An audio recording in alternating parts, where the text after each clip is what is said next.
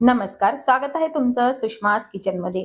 लाल भोपळ्यापासून बऱ्याचशा रेसिपी बनवल्या जातात, पुऱ्या बनवल्या जातात, भाजी तसंच रायतं किंवा मग कोशिंबीर पण बनवली जाते। आज आपण लाल भोपळ्याची साधी सोपी झटपट तयार होणारी भाजी आणि कोशिंबीर किंवा मग रायतं पाहणार आहोत। अगदी साधी सोपी रेसिपी आहे, कांदा लसूण न वापरता श्रावण स्पेशल हे दोन्ही रेसिपी आपण तयार करणार आहोत।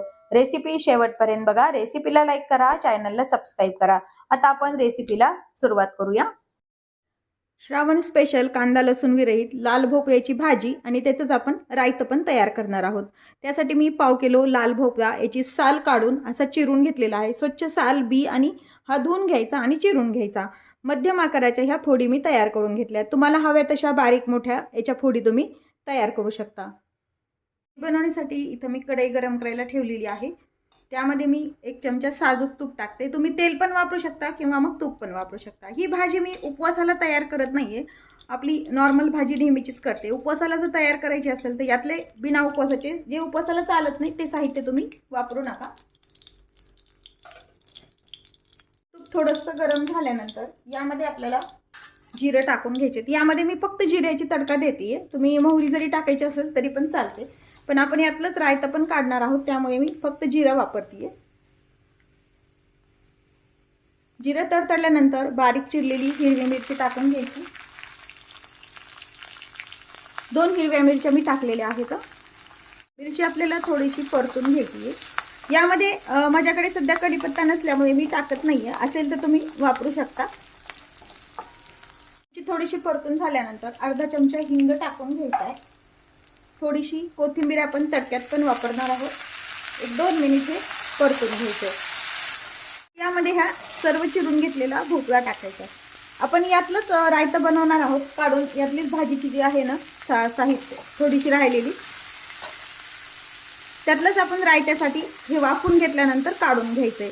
तुम्हाला जर फक्त रायतं बनवायचं असेल तर तुम्ही फक्त हे थोडंसं असं तेलावरती वाफून घ्यायचं किंवा मग तुपावरती। लाल भोपळा लवकर याला वाफ येते, शिजल्या पण लवकर जातो आणि भाजी पण अगदी उत्तम होते। लाल भोपळ्याची भाजी उपवासाला पण करतात, फक्त उपवासाला कोथिंबीर कढीपत्ता हे न वापरता तयार करायची, हळद नाही वापरायची। तसंच यामध्ये डाळ घालून पीठ पेरून किंवा मग अशी नुसती परतून दाण्याचं कूट वापरून पण तयार केली जाते, किंवा ओलं खोबरं पण यामध्ये वापरले जाते। आता हे 2 मिनिट परतून झालंय, तर यावरती झाकण ठेवून एक वाफ येऊ द्यायची आपल्याला। भोपळा छान वाफून घेऊया। झाकण काढून पाहूया भोपळा आपला वाफलाय का ते। मधून मधून मी 2-3 वेळेला हे भोपळा असा परतून घेतलेला आहे, म्हणजे असं कढईला लागत नाही। ट्रान्सपरंट झालाय, भोपळा लवकर वाफवला जातो, साधारण 5 मिनिटात पण ही भाजी तयार होते व्यवस्थित। आता भोपळा शिजला का ते पाहूया व्यवस्थित। 1 चमचा घेऊया आणि ते हे दाबून पाहूया। भोपळ्यामध्ये पाण्याचा अंश जास्त असल्यामुळे पटकन शिजतो, व्यवस्थित आपला भोपळा शिजलेला आहे। आता आपल्याला रायतं बनवायचं, यातलंच आपल्याला काही फोडी आपण काढून घेणार आहोत। म्हणून मी सुरुवातीला तडक्यामध्ये हळद वगैरे टाकलेली नाही, साधारण यातल्या 2 ते 3 चमचे रायत्यासाठी आपण हे वाफवलेल्या फोडी काढून घेतलेल्या आहेत। आता यामध्ये बाकीचे मसाले ऍड करूया। हिरवी मिरची टाकली तरी पण मी यामध्ये लाल तिखट पण वापरणार आहे, कारण भाजी कशी ही गोडसर असते त्यामुळे जरा झणझणीत भाजी छान लागते। अर्धा चमचा हळद टाकून घ्यायची आहे। चवीपुरतं मीठ टाकायचंय। भाजी जरी गोडसर असली तरी यामध्ये 1 खडा गुळाचा टाकायचा, म्हणजे टेस्ट छान येते याला।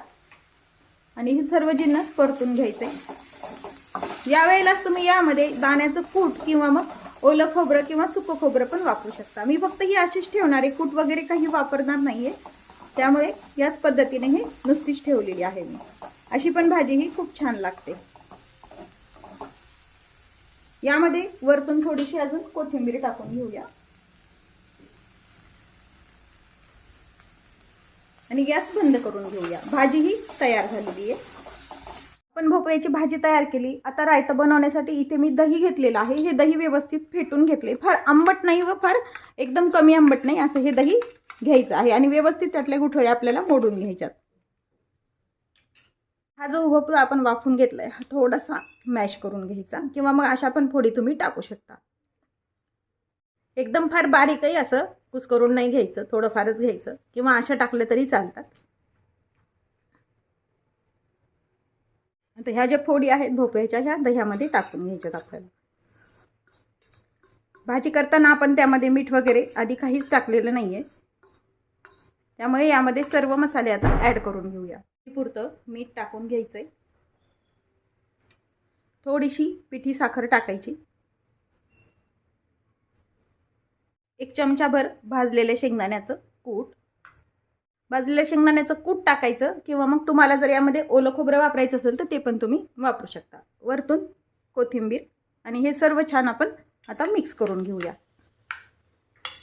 रायतं करताना वरतून तडका देतोच. हे तडका देणं ऑप्शनल आहे कारण ऑलरेडीच आपण तडक्यामध्ये परतून घेतलेली आहे. त्यासाठी मी साजूक तूप अर्धा चमचा गरम करून घेतले. यामध्ये जिरं टाकून घेतलेत. तडका वरतून नाही दिला तरी चालतो. जिरे छान तडतडले की हा तडका यावरती टाकून घ्यायचा आहे आणि हे पुन्हा छान मिक्स करून घ्यायचं आहे. श्रावण स्पेशल लाल भोपळ्याची भाजी आणि रायतं तयार आहे. रेसिपी नक्की करून पहा. रेसिपीला लाईक करा, चॅनलला सबस्क्राईब करा, तसेच बेल नोटिफिकेशन पण ऑलवर प्रेस करा म्हणजे तुम्हाला माझ्या प्रत्येक नवीन रेसिपीचं नोटिफिकेशन सर्वात आधी येईल. अशाच नवीन रेसिपीसोबत पुन्हा भेटूया. तोपर्यंत बाय बाय. व्हिडिओ पाहिल्याबद्दल खूप धन्यवाद.